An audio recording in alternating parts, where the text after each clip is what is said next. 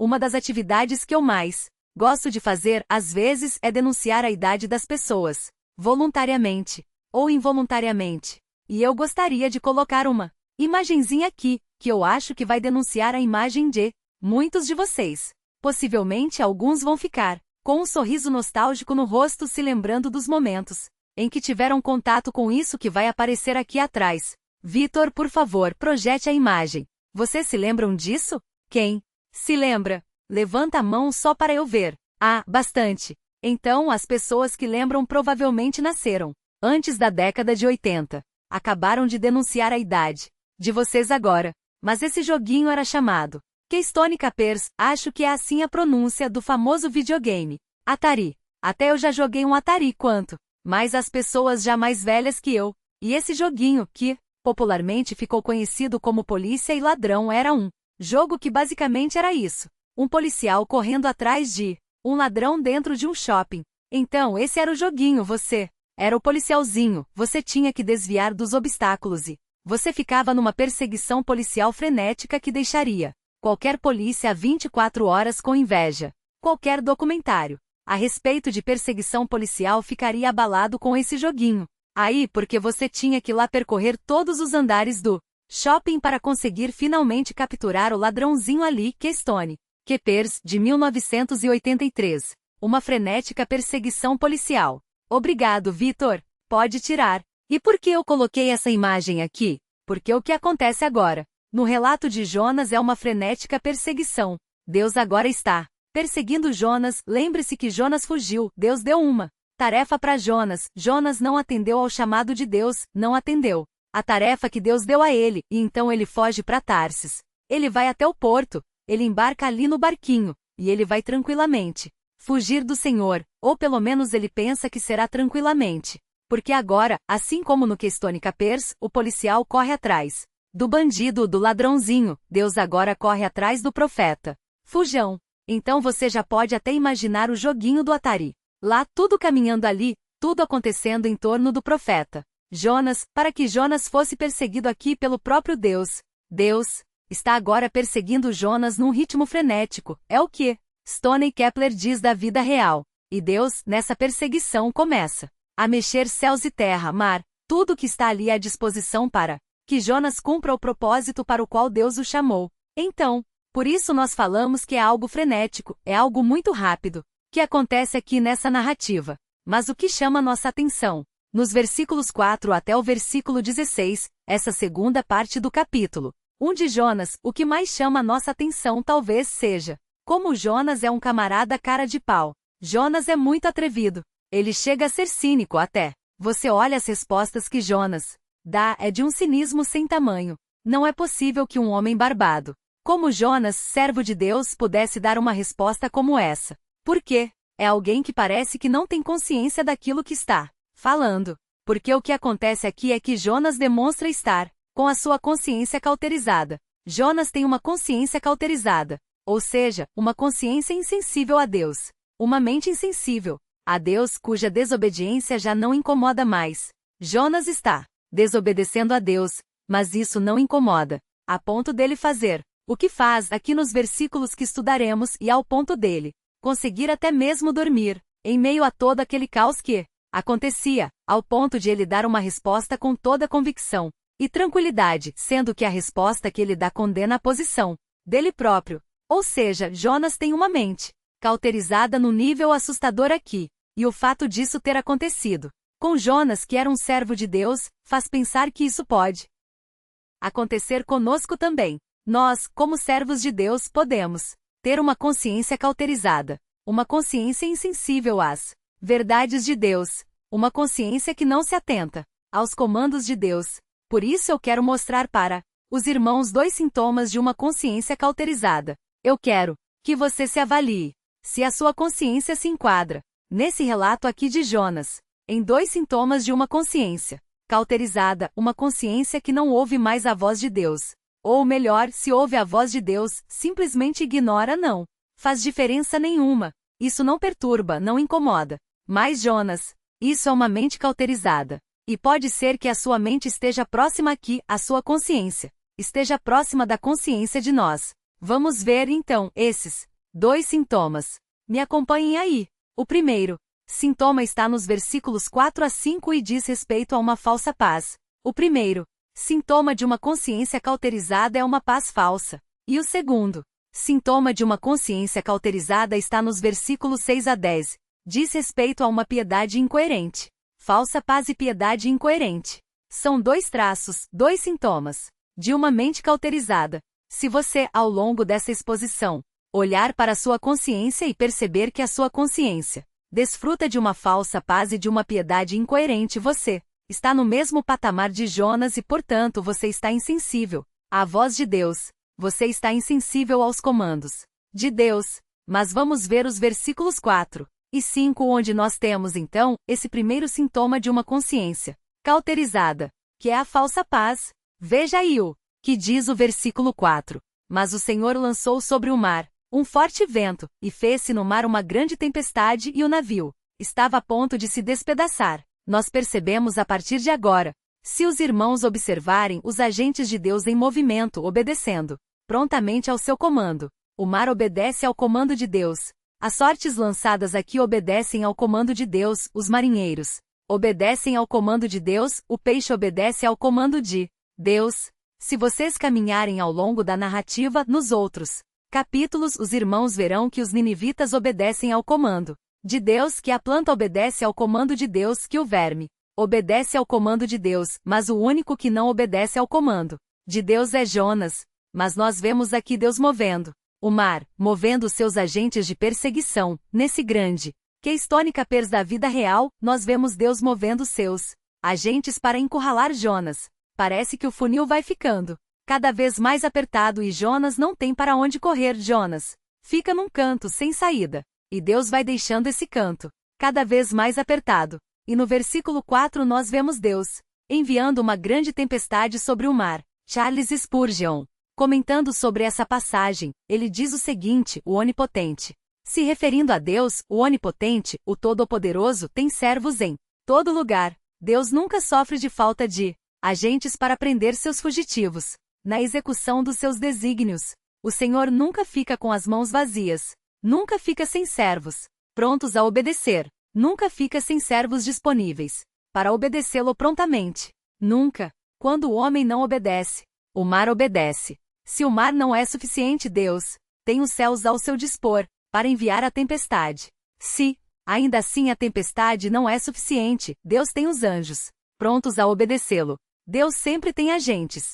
Não porque ele precisa, mas porque ele escolhe, na sua relação com a criação, a executar os seus planos por meio de agentes. Jonas era o agente que deveria levar a palavra a Nínive, mas Jonas se recusa a isso. Jonas foge. Então Deus manda o mar obedece. Os céus fecham, os céus obedecem. E tudo vai caminhando aqui para essa perseguição de Jonas. E como eu disse, tudo e todos obedecem a Deus, menos Jonas. Isso por si só ensina para nós uma preciosa lição de amartiologia, ou seja, a doutrina a respeito do pecado. Essa rebeldia de Jonas, em contraste com a obediência de todo o resto dos personagens do livro, mostra para nós que, quando o pecado adentrou a humanidade, tornou o homem alguém completamente desobediente e ignorante. Não é inteligente a desobediência de Jonas. Não faz sentido a desobediência de Jonas. E o contraste aqui mostra que Jonas é mais desobediente do que coisas.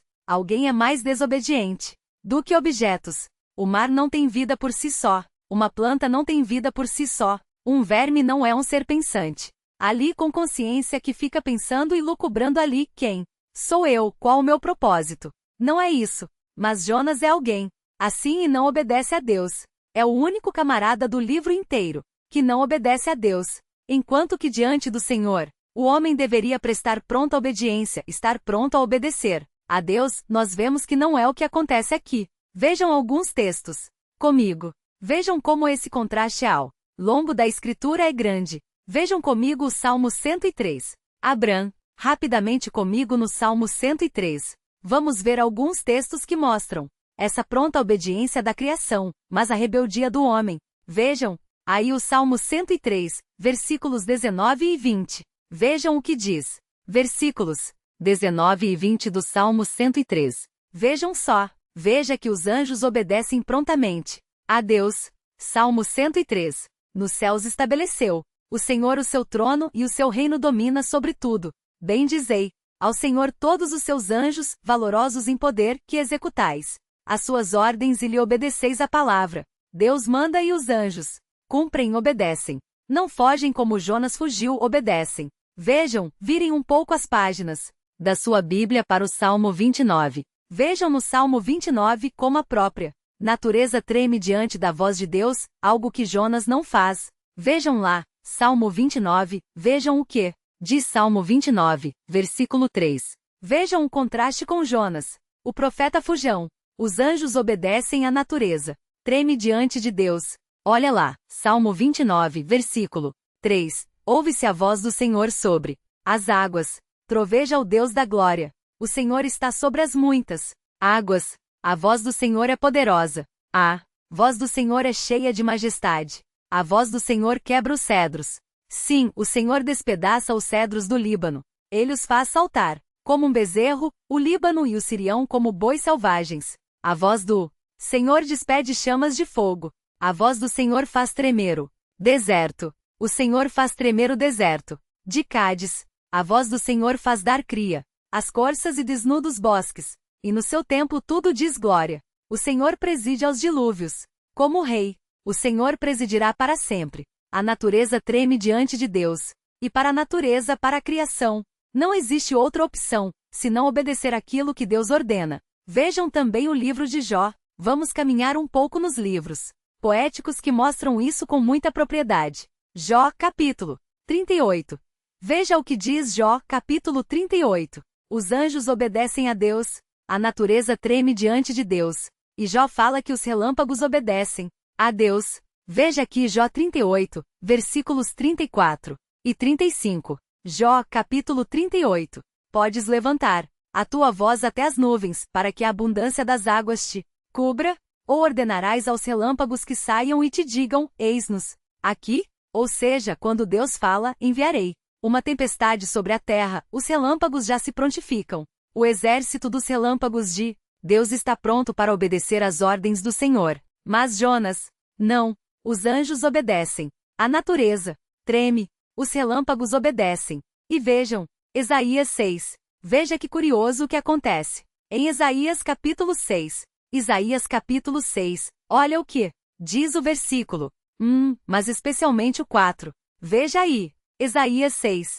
No ano da morte do rei Uzias, eu vi o Senhor assentado sobre um alto e sublime trono, e as abas de suas vestes enchiam o templo. Serafins estavam por cima dele. Cada um tinha 6 asas, com 2 cobria o rosto, com 2 cobria os seus pés e com 2 voava, e clamavam uns para os outros, dizendo: Santo, Santo, Santo é o Senhor dos exércitos. Toda a terra está cheia da sua glória. Versículo 4. As bases do limiar tremeram à voz do que clamava, e a casa se encheu de fumaça. Os batentes das portas tremem diante de Deus. Aquilo que nós nem damos tanta importância, mas que está ali, aquilo diante de Deus Todo-Poderoso, treme. O versículo 4 fala: as bases do limiar se moveram ou tremeram diante da voz de Deus. Os anjos obedecem. A natureza treme. Os relâmpagos obedecem. Os batentes da porta se chacoalham diante de Deus. Mas o homem não. Veja mais um texto comigo. Isaías, capítulo 1. Vire aí um pouquinho a sua Bíblia. Veja como é a palavra de Deus dirigida ao povo rebelde por meio do profeta Isaías. Veja como esse contraste é grande. E é o mesmo contraste presente no livro de Jonas. Tudo e todos obedecem menos Jonas. Veja Isaías 1, versículo 2. Ouvir os céus, isso é o próprio Deus falando. Ouvir os céus e dar ouvidos à terra, porque o Senhor é quem fala. Criei filhos e os engrandeci, mas eles estão revoltados contra mim. Veja agora o contraste que Isaías faz. O boi conhece o seu possuidor, e o jumento o dono da sua manjedoura, mas Israel não tem conhecimento. O meu povo não entende. Nós somos mais rebeldes. Nós somos mais ignorantes do que um boi, e do que um jumento. Isso aqui não é figurado, é literal. Nós não entendemos de quem vem o nosso sustento. Nós não entendemos que estamos diante do Deus Todo-Poderoso, diante de quem os batentes da porta tremem. Nós não entendemos. Isso, nós somos rebeldes. Jonas é rebelde. E a desobediência de Jonas é um exemplo da nossa desobediência também. Enquanto toda a criação exulta diante de Deus, enquanto toda a criação se prostra diante de Deus com reverência, com temor, nós, a glória da criação, a coroa da criação, não fazemos isso por conta do nosso pecado. E esse é um quadro terrível que é expresso aqui, que é ilustrado na vida de Jonas. E a pergunta é: como nós podemos então reverter esse quadro? Como nós podemos reverter esse quadro de rebeldia? Como nós podemos sair dessa situação? O apóstolo Paulo responde isso em Romanos capítulo 1. Vá lá comigo também. Romanos capítulo 1. Veja como o apóstolo Paulo lida com essa verdade em Romanos capítulo 1. É possível reverter esse quadro de desobediência. Como Paulo diz isso em Romanos capítulo 1, no versículo 5. Romanos 1, 5 diz assim: Jesus Cristo nosso Senhor, por intermédio de quem viemos a receber graça e apostolado por amor de seu nome, para a obediência por fé entre todos os gentios. Talvez na sua versão isso esteja mais claro, mas o que Paulo está falando aí é que ele recebeu do próprio Senhor a graça e o ministério apostólico para que os gentios, por meio da fé, pudessem exercer obediência a Deus. Como alguém pode exercer obediência a Deus então? Por meio da obra de Cristo, por meio da fé. Não há como obedecer a Deus se não for por meio da fé. Não há como. É impossível isso acontecer. Não há jeito. Nós olhamos para o Jonas desobediente e nós falamos: como eu posso obedecer a Deus? Como eu posso ser diferente de Jonas? Por meio da fé. Fé em quem? Fé no Filho. Fé em Jesus Cristo, aquele que nos redime, aquele que tira a nossa condenação, aquele que nos regenera, que nos faz novas pessoas. E agora, com uma nova natureza, nós podemos então obedecer a Deus, ao Deus cujos anjos obedecem, ao Deus cujos batentes das portas tremem, ao Deus cuja natureza treme, ao Deus cujos relâmpagos prontamente estão ali esperando para cumprir as suas ordens por meio da fé. Sem a fé nós não podemos obedecer a Deus. É isso que Paulo fala aqui para a obediência pela fé ou obediência por fé. Mas volte para Jonas. Nós estamos falando de uma falsa paz. E nós já começamos a perceber qual vai ser o tom dessa perseguição. Deus está movendo céus e terra para perseguir Jonas. E a coisa está ficando feia. Literalmente o tempo fechou para Jonas. Agora no versículo 5 nós vemos como essa perseguição continua. Porque nós temos aqui agora outros agentes, outros personagens que aparecem na narrativa. Veja lá, versículo 4. Mas o Senhor lançou sobre o mar um forte vento, e fez-se no mar uma grande tempestade, e o navio estava a ponto de se despedaçar. Então os marinheiros, cheios de medo, clamavam cada um ao seu Deus e lançavam ao mar a carga que estava no navio, para o aliviarem do peso dela. Vejam que a reação dos marinheiros aqui é o mais natural possível. Se você estiver numa situação dessa, você vai ficar desesperado também. E notem que eles são marinheiros experientes. Possivelmente nós estamos falando aqui dos fenícios, pessoas que conheciam de navegação, pessoas que conheciam do mar, pessoas que sabiam do que estavam fazendo ali. E eles, essas pessoas experimentadas, ficaram com medo. Eles, essas pessoas aqui que conheciam do mar, olharam para aquela tempestade e começaram a ver que a coisa estava tomando um vulto muito grande. Então eles, além de jogar a carga no mar, a fim de que o barco ficasse mais leve e, portanto, não virasse, eles começam cada um a aclamar o seu Deus. É nessa hora que não existe ateu. Nessa hora, a hora que o avião está caindo, que o barco está afundando, meu irmão, o ateu clama a Deus da Jeová, lá, o que vier é na cabeça dele. E é o que esses marinheiros fazem aqui. Eles não querem morrer. É instintivo isso. Nós olhamos para o comportamento deles e nós falamos: poxa, é o mais natural. É o que qualquer pessoa nessa circunstância faria. Mas onde está Jonas? Pinte a cena na sua cabeça. Você vê os marinheiros lá jogando as coisas no mar. Você vê os marinheiros lá preocupados, orando a Deus, e você procura aquele. Como chama aquele quadrinho? Onde está o Oli, né? Você olha no meio daquele caos. Onde está o Jonas? Onde está o Jonas? Tirando uma soneca, fazendo o cochilinho da tarde. A sonequinha da tarde ali, depois de tomar o seu leitinho. Chegou, entrou no barco, pagou sua passagem. Agora eu vou tirar um cochilinho. Enquanto isso, o caos acontecendo ao seu redor. O caos Então, nós percebemos aqui que habilmente o livro de Jonas mostra para nós um contraste entre o comportamento dos marinheiros e o comportamento de Jonas. O que esse livro quer nos dizer é que o comportamento de Jonas não é normal. Essa paz que Jonas tem não é uma paz normal, e o desespero dos marinheiros é um desespero normal. É esperado que isso aconteça. Então nós temos aqui um contraste, um quadro com cores muito contrastantes, sendo desenhado, enquanto todos estavam desesperados. Por sua vida, Jonas estava nos braços de Morfeu, dormindo tranquilamente, como se não houvesse amanhã. Eu estou aqui tranquilo. Ajeitava o seu travesseiro, até um barulhinho de chuva gostoso. Nossa, que delícia! E dormindo ali tranquilamente. Mas isso é o sintoma de uma consciência cauterizada, porque Jonas não deveria estar em paz. Por isso nós estamos falando que o primeiro sintoma de uma consciência cauterizada é uma falsa paz. Jonas não deveria estar dormindo tranquilamente como ele está aqui. Essa paz que Jonas está sentindo é um sintoma de uma consciência cauterizada. Veja, Jonas não está dormindo, porque ele confiava em Deus. Com Cristo no barco tudo vai muito bem. Não, não é isso. Não é por conta disso que Jonas está dormindo. Jonas não está dormindo porque ele pagou para os melhores marinheiros o levarem até Tarsis. Não é por conta disso. Jonas está dormindo porque ele é cara de pau. Jonas está dormindo simplesmente porque ele é cínico, porque ele não liga para as consequências da sua desobediência. Para ele está tudo bem, está tudo tranquilo. Eu desobedeci a Deus, eu tentei fugir do Senhor, mas não tem problema nenhum, eu vou dormir aqui. Não é um sono, fruto de confiança, fruto de serenidade, fruto de alguém que sabe que Deus está no controle das coisas. É o contrário. É o sono de alguém descarado. É o sono de alguém desavergonhado. Uma pessoa que esqueceu que está desobedecendo ao próprio Deus. Agora, antes de atacarmos as pedras, talvez você já esteja com sua pedra na mão, pronta para atacar em Jonas. Eu acho que esse é um perigo, do qual eu e você podemos muito bem participar. Nós podemos ser tão caras de pau como Jonas.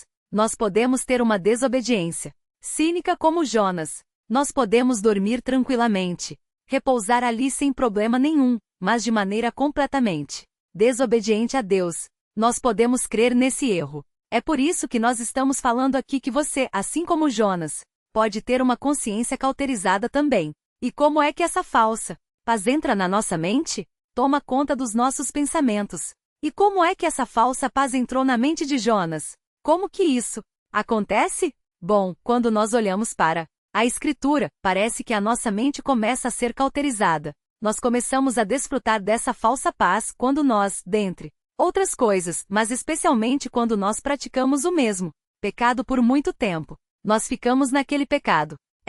Nós permanecemos nesse pecado ao longo de anos, meses, anos, décadas, e nós ficamos nesse pecado ali. E nós ficamos nesse pecado durante tanto tempo que chega uma hora que a exortação da Escritura já não nos incomoda mais.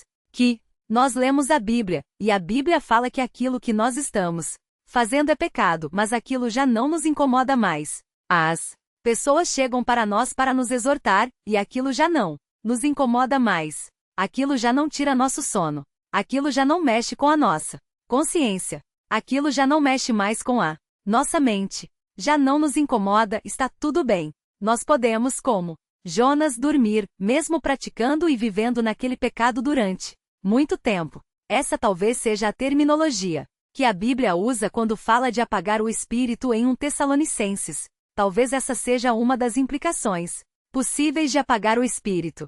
Quando nós abafamos a ação do Espírito Santo dentro de nós. Quando o Espírito Santo nos acusa de determinado pecado falando, isso que você fez não agrada a Deus, e nós falamos não, não, não. Calma. A prática do pecado vai fazendo com que a voz do Espírito Santo seja abafada. Então nós dormimos tranquilamente. E aí na nossa mente nós falamos algumas coisas. Veja se você se identifica com algumas dessas frases aqui. Veja só, você fala para uma pessoa que já está em pecado e é um pecado público e essa pessoa está lá e você vai exortá-la. E ela fala assim, olha, não há nenhum problema na minha vida com Deus. Está tudo muito tranquilo. Aliás, nunca esteve melhor a minha vida com Deus. Já ouviram isso? Já falaram isso? Ou ainda, olha, eu sei que você Veio me exortar, muito obrigado, mas eu deito a minha cabeça no travesseiro todas as noites e eu durmo feito um bebê. E a pessoa fala isso com um certo ar de piedade, não é? Você fala, nossa, essa pessoa então realmente, parece que para ela isso não é pecado. Não é que aquilo deixou de ser pecado. É que a consciência dela já está cauterizada. Ela desfruta agora de uma falsa paz. Há uma tempestade lá fora. E a pessoa sabe dessa tempestade. Mas ela simplesmente põe os seus tampões e ignora essa tempestade. Semestre passado, eu tive um problema muito sério no meu quarto de seminário. Queridos, imagine uma república com 8 homens para um quarto. E são homens grandes, homens um pouco mais velhos, não são adolescentes. E qual é o problema de homens grandes? Quando vão ficando mais velhos, especialmente na hora de dormir, qual é o problema? O ronco. E eu não sei porque eu desenvolvi uma sensibilidade muito grande ao ronco. Eu não consigo dormir. Se alguém ronca, eu não consigo dormir. E eu, no meio desse caos todo que é a república ali no seminário, de um semestre para o outro, eu pedi para trocar de quarto. Eu falei, olha, realmente não dá para eu dormir aqui isso. Está prejudicando o meu sono, eu estou acordando quebrado. Estou acordando cansado, não dá para eu dormir mesmo com tampão de ouvido, eu não consigo dormir. Eu coloco lá o meu tampão. Falta só colocar que é de aeroporto para dormir. E eu não consigo dormir. Então eu falei, preciso mudar de quarto. Me trocaram de quarto. E eu fui feliz pro novo quarto. Falei, uau, agora sim eu vou conseguir dormir. E eu me ajeitei lá no meu travesseiro, pronto para dormir com o meu tampão de ouvido por garantia. E então eu estava desfrutando de uma falsa paz. Sabe por quê? Porque um começou a roncar. Eu falei, não, daqui a pouco. Ele para. Dali a pouco, o outro começou a roncar. Aí eu comecei a ficar bravo. Taquei o travesseirinho. Aí daqui a pouco, o que estava em cima de mim começou a roncar. Eu falei, não, não pode ser verdade. Isso não pode ser. Chegou ao ponto de eu gritar no quarto, para ver se todo mundo acordava de uma vez para parar de roncar. Mas eu lá com o meu tampão de ouvido, eu não conseguia dormir, porque havia uma tempestade ao meu redor. Porém, eu conversei com o coordenador da parte dos dormitórios e falei, vamos fazer o seguinte, vamos colocar todo mundo que ronca no mesmo quarto. E fizeram isso. Colocaram todo mundo que ronca no mesmo quarto. Qual foi o resultado disso? Todos dormiram no quarto. O ronco de um não incomodava o outro. Por quê? Ouvidos cauterizados. Ouvidos cauterizados.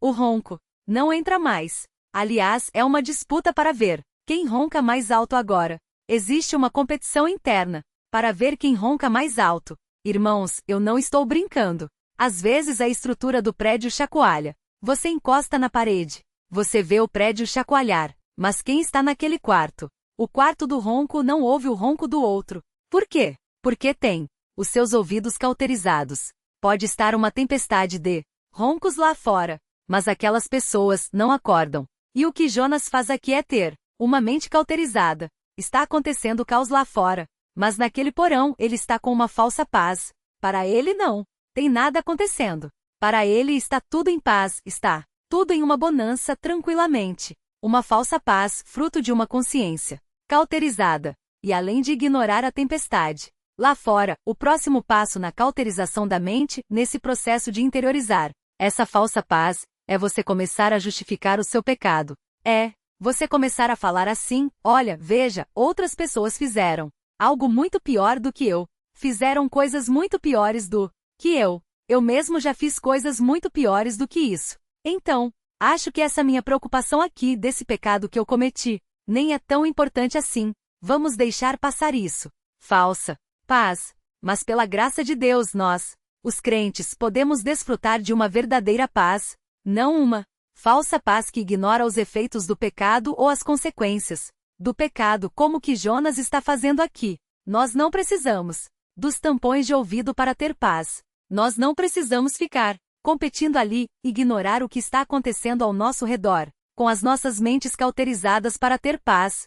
Os crentes podem ter uma paz verdadeira. Como? Como ter uma paz verdadeira? O João 1,9 fala se confessarmos os nossos pecados. Ele é fiel e justo para nos perdoar os pecados e nos purificar de toda injustiça. Essa é a verdadeira paz, a paz do perdão de Deus. Eu não Deito e durmo como Jonas com a minha consciência cauterizada. Eu deito e durmo como alguém que foi perdoado por Deus. Alguém que está agora em um relacionamento de amizade com Deus que não é mais inimigo de Deus. Avalie o seu sono, literalmente. Você tem dormido bem porque desfruta de uma falsa paz? Ou você tem dormido bem porque desfruta do perdão que Deus dá? Esta é a verdadeira paz. Você está dormindo como Jonas? Ou você está dormindo como alguém perdoado por Deus? Como tem sido o seu sono? Literalmente, mas figuradamente.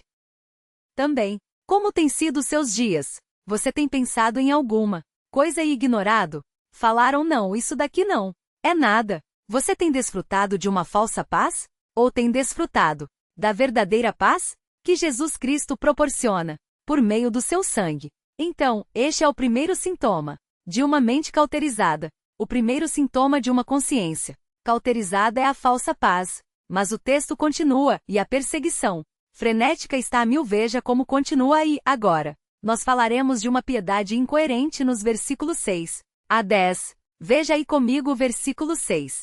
Chegou-se a ele, Jonas está dormindo então.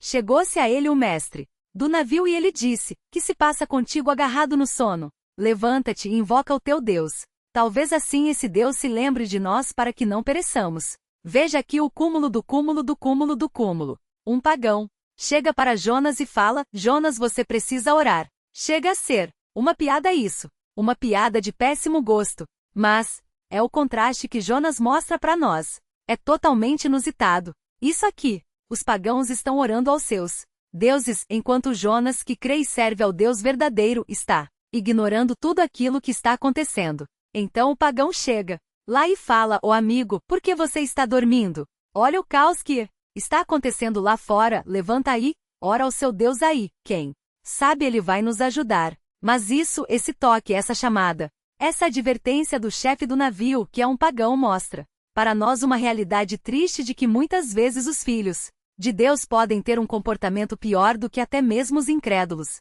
E essa é uma verdade triste que nós percebemos ser verdadeira na Escritura, ser real na Escritura. Muitas vezes nós vemos que o que é esperado dos filhos de Deus não está lá, enquanto que um pagão, um incrédulo, tem um comportamento mais próximo da boa moral, da realidade, até de algum tipo de espiritualidade, do que os servos de Deus. Nós percebemos isso, por exemplo, em 1 Coríntios capítulo 5, quando Paulo fala: olha, o que está acontecendo no meio de vocês é uma imoralidade sem tamanho, imoralidade tal que nem mesmo em meio aos incrédulos isso existe. Ou seja, os incrédulos repreenderiam o que vocês estão fazendo. Os incrédulos julgariam vocês mal pelo que vocês estão fazendo. Mas os servos de Deus estavam com as suas mentes cauterizadas. E Paulo fala: vocês ainda se orgulham disso. É muita cauterização. É uma piedade incoerente. Por quê? Nós esperamos que o servo de Deus tenha determinadas posturas. Aqui nós esperávamos que o servo de Deus obedecesse em primeiro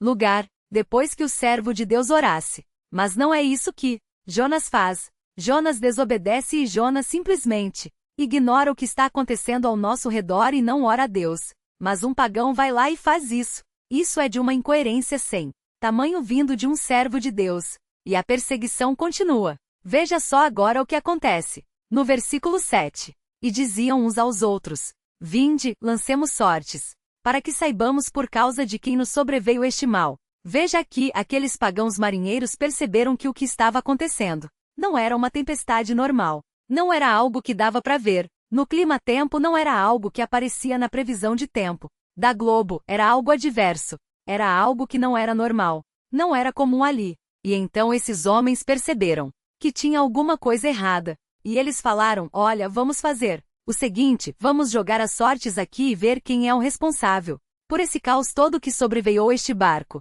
Então eles lançam sortes. As sortes nós vemos tanto no Antigo Testamento como também no livro de Atos, era um método pelo qual as pessoas, especialmente o povo de Deus, tentava descobrir qual era a vontade de Deus para determinadas situações, determinadas decisões. Nós vemos isso acontecendo no Antigo Testamento e no livro de Atos nós vemos isso acontecendo pela última vez na escolha de Matias, quando os apóstolos lançam sortes para que o próprio Deus a determine qual deve ser o apóstolo que tomará o lugar de Judas. E essa é a última vez em que Esse costume aqui é aplicado, porque a partir daquele momento, o Espírito Santo habitaria nos crentes e, portanto, nós teríamos tudo o que precisamos para tomar as decisões de acordo com a vontade de Deus. Mas aqui isso não aconteceu ainda. Então os marinheiros aqui, talvez por conhecerem esse hábito, ou talvez pelo contato que tinham com Israel, ou talvez por ser um hábito cultural em comum, eles lançam sortes. Mas vejam o que diz Provérbios 16, 33. Abram lá rapidamente comigo Provérbios 16, 33. Vejam o que diz Provérbios 16, 33. Veja como Deus está encurralando Jonas. Veja como Deus está afunilando aqui a sua perseguição. Essa perseguição frenética. Provérbios 16, 33. A sorte-se lança no regaço, mas do Senhor procede toda decisão. Eles lançam as sortes. Mas quem controla aqueles objetos? Deus. E quem Deus está perseguindo? Jonas. Então a sorte cai sobre quem? Jonas. O texto fala, e a sorte caiu sobre Jonas. Veja, não era uma questão de loteria, não era uma questão de acaso, não era quem tirava o menor palitinho, não. Era o próprio Deus indicando. O culpado por isso daí é ele. Ele não me obedeceu. E Jonas se vê aqui num canto agora. Por quê? Descobriram. Finalmente descobriram quem era o culpado daquela tempestade sobrenatural. E agora os marinheiros interrogam Jonas. E aqui a cara de pau de Jonas fica mais evidente ainda. Veja como ele responde ao interrogatório. Versículo 8. Então lhe disseram, declara-nos agora por causa de quem nos sobreviveu este mal. Que ocupação é a tua? De onde vens? Qual a tua terra? E de que povo és tu? Então imagina aquela tempestade toda, e esses homens tentando saber quem era o culpado, e eles falam, olha, é o seguinte, a sorte quer sobre você, então agora você vai ter que falar, amigo. Fala aí de onde você vem, quem você é, o que você faz, porque tem alguma coisa errada contigo. E a resposta que Jonas dá deixa a gente de queixo caído, porque Jonas é totalmente incoerente aqui. Jonas é um cara de pau sem tamanho. Jonas é um cínico na sua resposta. Veja o que ele responde. Versículo 9. Ele lhes respondeu, sou hebreu. Ok. Ele é do povo dos hebreus até. Aí ok. E temo ao Senhor. Ah, piada. Isso é piada pronta. Você teme ao Senhor? Você? Se você teme ao Senhor, então, por que você fugiu? Por que você não obedeceu ao Senhor? Se você diz ter temor do Senhor, porque você está agindo desse jeito. E portanto, Deus está mandando toda essa tempestade aqui sobre nós? Por quê? E veja de novo o contraste. Olhe para o versículo 10. Veja o que diz o versículo 10. A respeito dos marinheiros. Jonas fala, eu temo a Deus. Mas, veja o que diz o versículo 10. Então os homens ficaram possuídos de grande temor. Quem é mais temeroso aqui? Quem tem maior temor aqui? Jonas ou os pagãos? Os pagãos.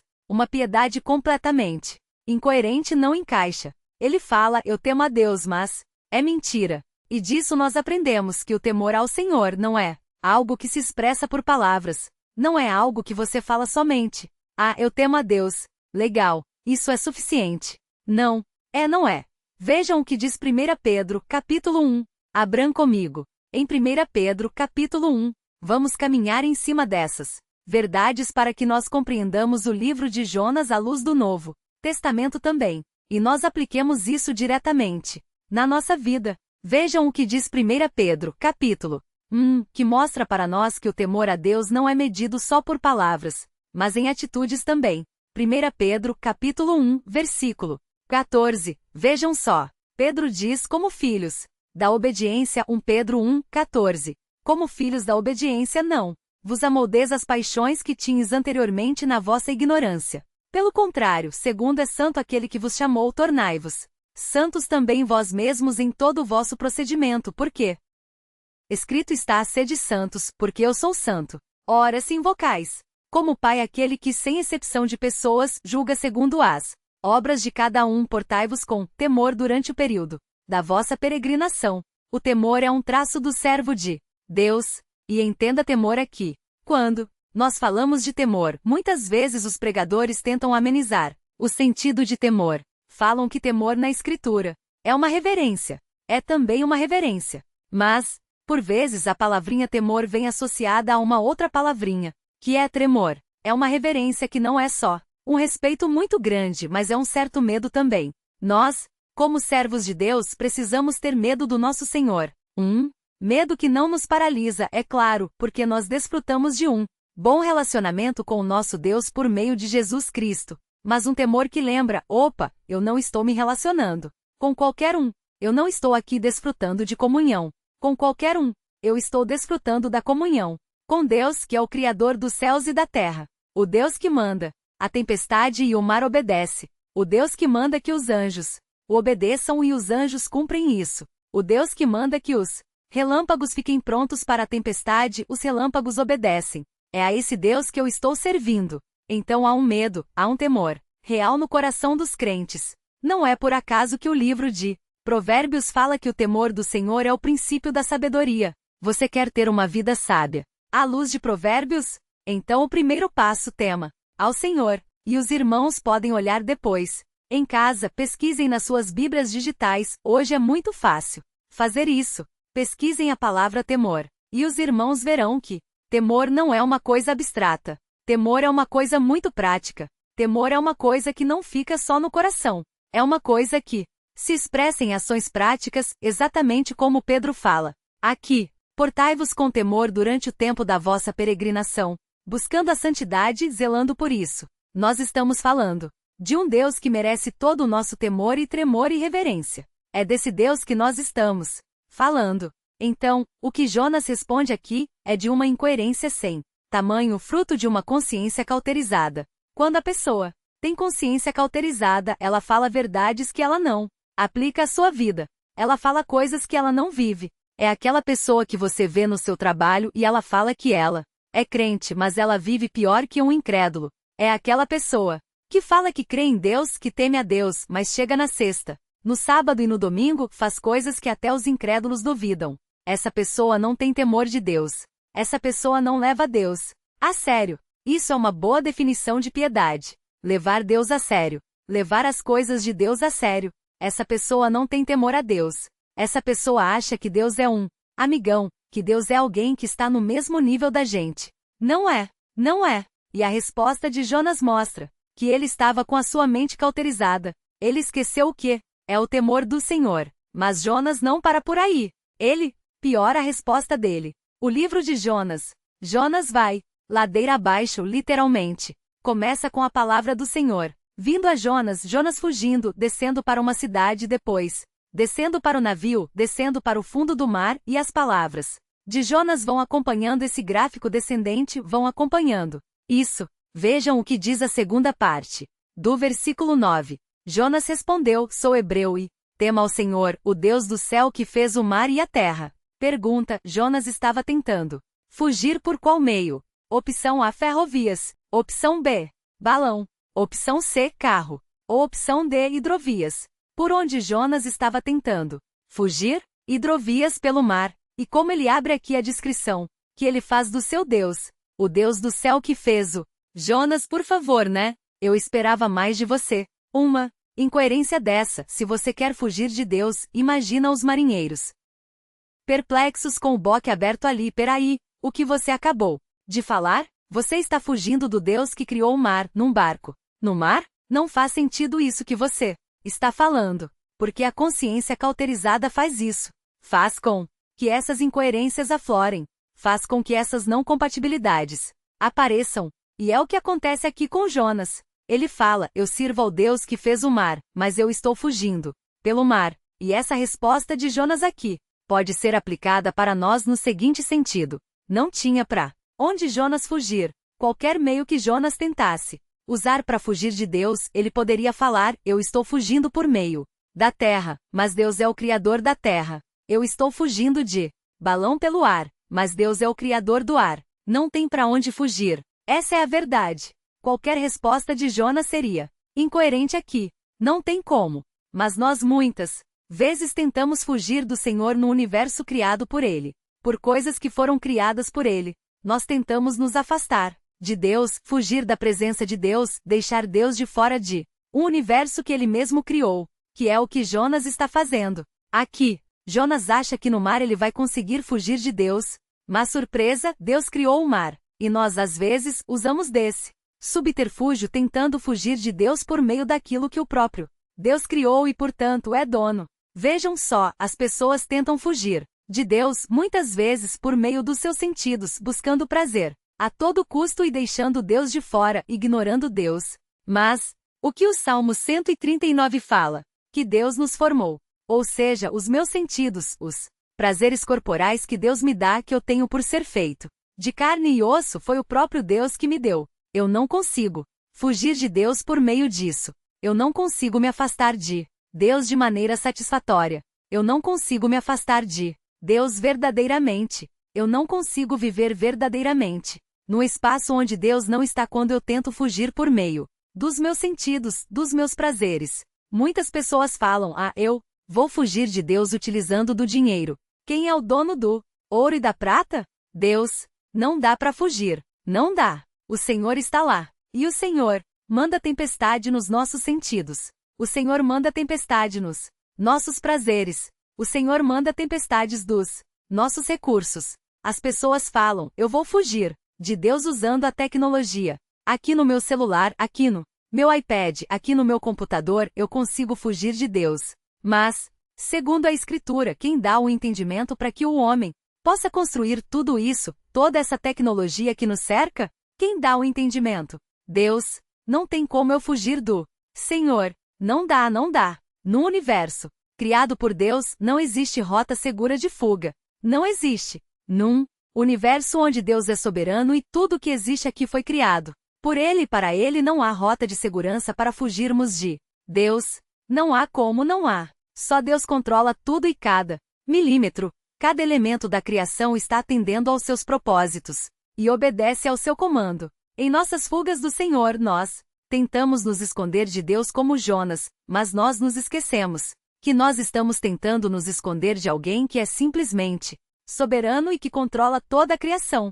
Não fugimos pelo mar, não fugimos pela terra, não fugimos pelo ar. E nós falamos: eu sirvo ao Deus que criou a terra. Nós vemos Gênesis 1 e nós falamos: amém. Mas nós tentamos fugir do Deus de Gênesis 1. Isso é pura incoerência, fruto de uma mente cauterizada. 2 sintomas de uma mente cauterizada.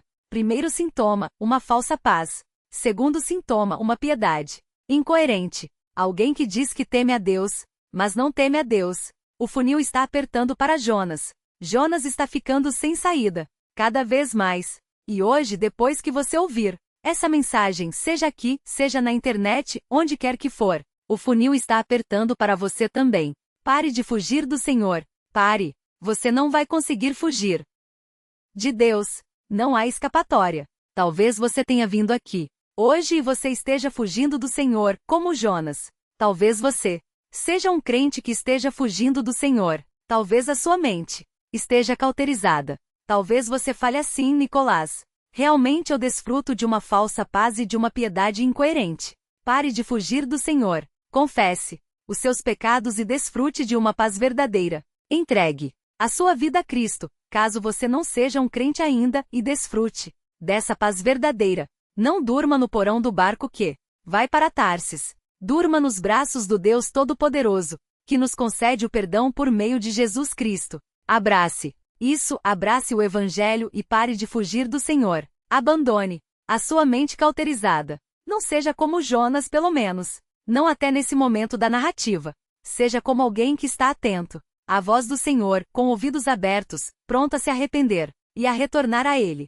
Vamos orar. Senhor, nós queremos pedir pela nossa vida, queremos pedir perdão em primeiro lugar, porque muitas vezes nós praticamos um pecado tantas vezes que a nossa consciência simplesmente se torna cauterizada, e nós nos tornamos insensíveis à voz do Teu Espírito, à voz da Tua Palavra, à voz da Tua Igreja. Pai, se há pecados descem na nossa vida, por favor, tira, Pai.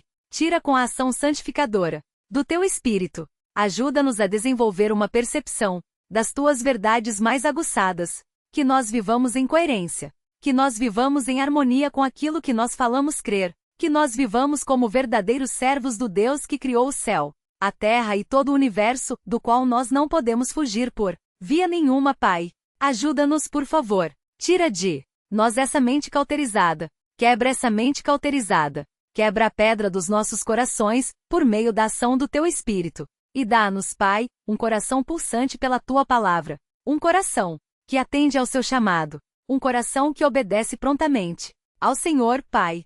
Que nós sejamos pessoas, Pai, que como os relâmpagos obedecem prontamente ao Senhor. Que diante do Senhor, como os batentes das portas, nós tremamos também. Que assim como a natureza faz, os desertos fazem, nós tenhamos reverência diante da sua voz. Que nós estejamos prontos a cumprir os seus desígnios, Pai. Exatamente como os anjos fazem. Que nós não sejamos como Jonas, Pai, porque o Senhor é implacável na busca dos seus servos. E o Senhor será implacável na busca por nós também. Nós somos gratos por isso, mas pedimos que o Senhor impeça que nós cheguemos, Pai, ao nível da mente cauterizada de Jonas. Livra-nos disso, por favor. Perdoa os nossos pecados e obrigado pela certeza de que nós podemos, sim, desfrutar de uma paz verdadeira na obra de Jesus Cristo. E é isso que nós oramos agradecidos, em nome de Jesus. Amém.